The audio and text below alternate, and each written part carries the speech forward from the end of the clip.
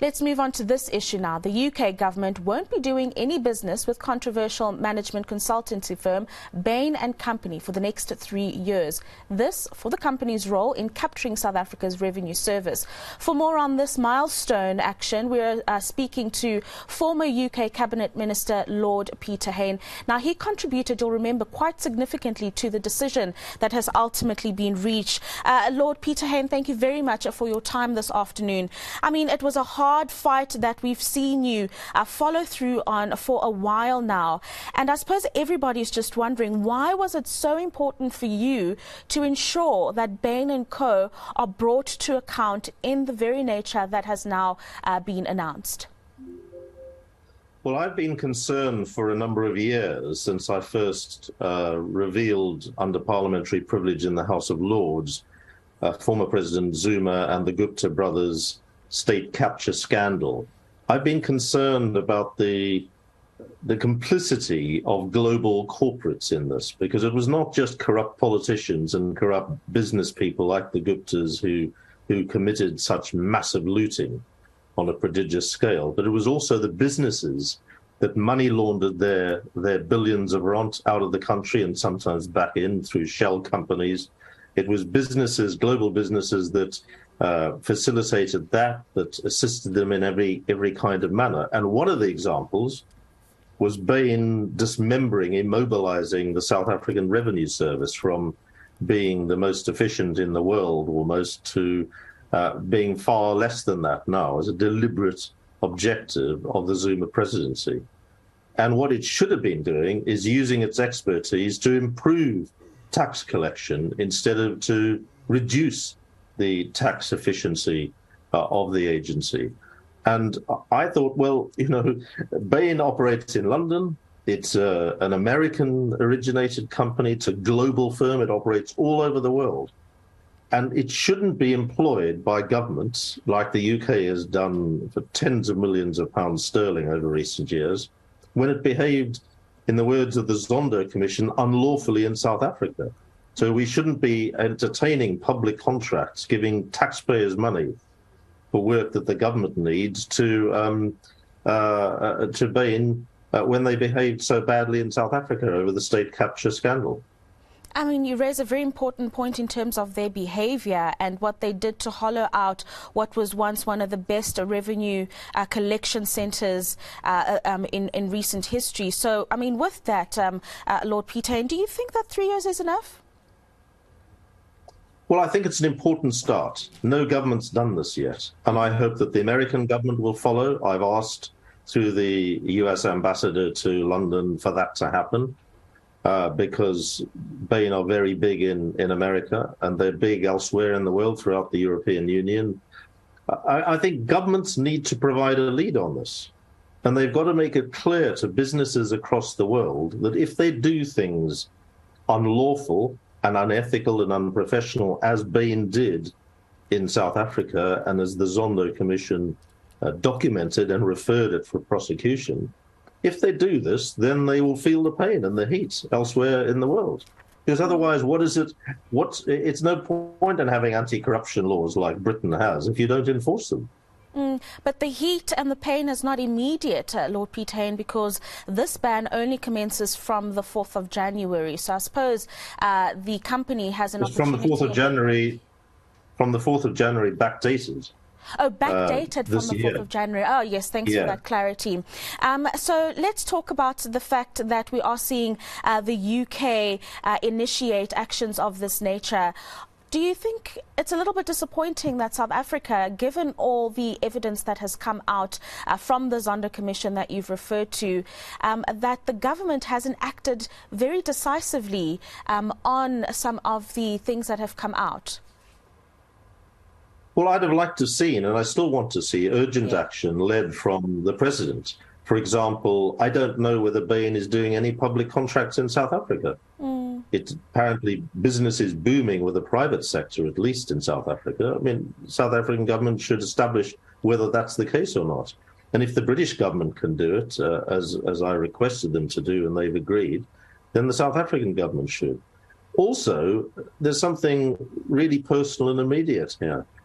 Athol Williams, the brave whistleblower and former Bain partner, worked for the company for over a quarter of a century before he was so disgusted with what was going on that he blew the whistle and testified at the Zondo Commission. He's been hounded out of the country. He's been financially penalized by Bain and intimidated, and he should be held up by the president and by the South African government as a hero, frankly. And the whole of the business community should unite in treating him likewise and providing him with opportunities to make a contribution with his enormous skills instead of him having to flee the country. This is outrageous. So that's another thing that could happen in South Africa beginning today.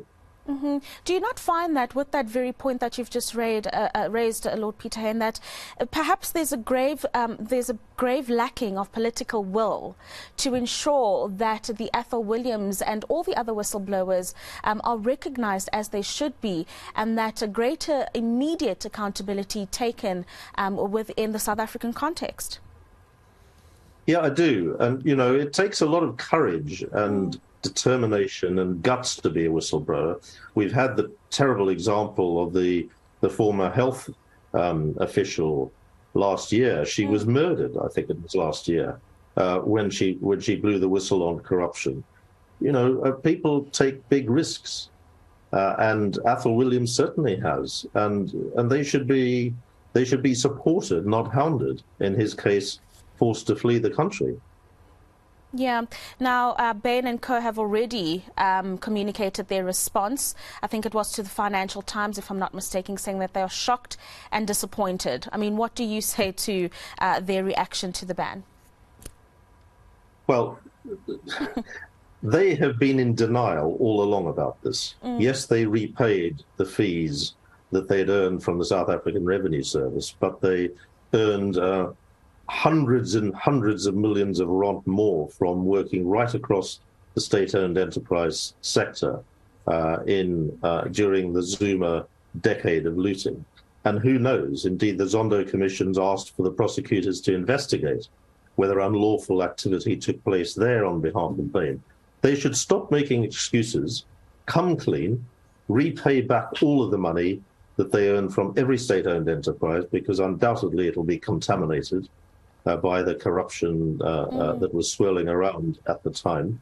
And they should start applying proper standards to their business. And then, they should be welcomed back into Britain and have the chance to compete for public contracts.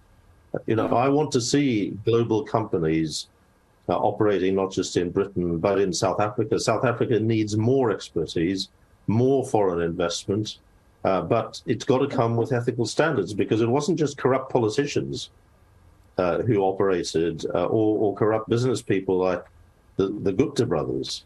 It was the businesses who colluded with them that made this looting, which has been so damaging for South Africa, possible. Speaking of those ethical standards, Lord Peter Hain, you were recently quoted claiming that Bain was hiring staff members that were involved in state capture. Is there any update on that? Is this still the case? I mean, it's going to be very important to unearth this if we're going to see some kind of ethical operations by the company after the 3 years. One of the things that has not been brought to prominence is that there were Bain partners based in London who were involved in the whole shoddy episode with the South African Revenue Service, and indeed throughout the Zuma decade of looting. And they're still in London. And that is one of the reasons why Jacob Rees-Mogg, the Cabinet Office Minister, whom I asked to do this, did in fact agree to suspend Bain, because Bain London has been connected to the South African state capture saga directly through partners who were working in both. The Bain's partners are very mobile, as Athol Williams has explained of his own work over the decades for the company and how it operates now. So they were directly complicit. And Bain should clean their own stables as well as come clean with the public and stop making all these weaselly excuses and simply be honest and then they can make a fresh start, and then they can be treated as a business with high standards instead of the low standards they showed in South Africa. Mm-hmm. You mentioned earlier that other countries should take the same initiative that the UK government has taken. Are you engaging any other like-minded people like yourself who want to see this kind of accountability happen in any part of the world where a company like Bain and Co would be operating? Look, I'm only a one-person operation. I don't have any staff in the House of Lords. I can only do what I can do. But I would hope the South African government, through its ambassadors and high commissioners across the world, would urge all governments to follow the British lead and suspend Bain similarly for a similar period, at least until the prosecution process recommended for the company by the Zondo Commission is completed.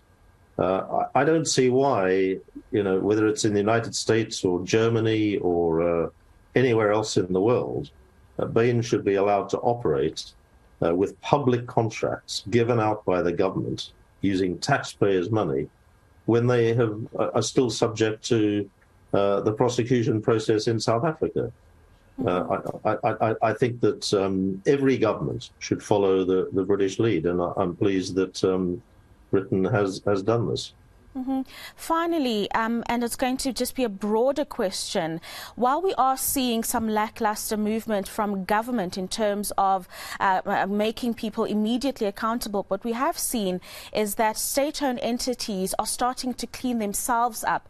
PRASA, for example, announced that it is investigating worksmen attorneys for inflating their fee for an investigation into PRASA. Transnet, Eskom, really rooting out all the corruption that hollowed out these state-owned entities.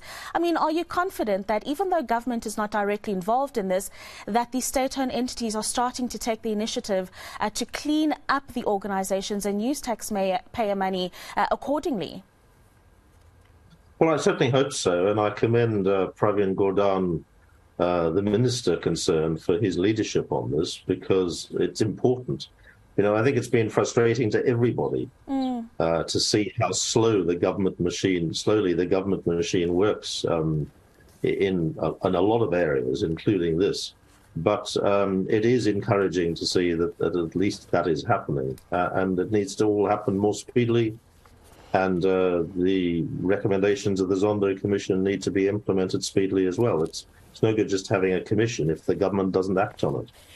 Absolutely. Lord Peter Hain, as always, lovely engaging you this afternoon. Thank you very much for your time.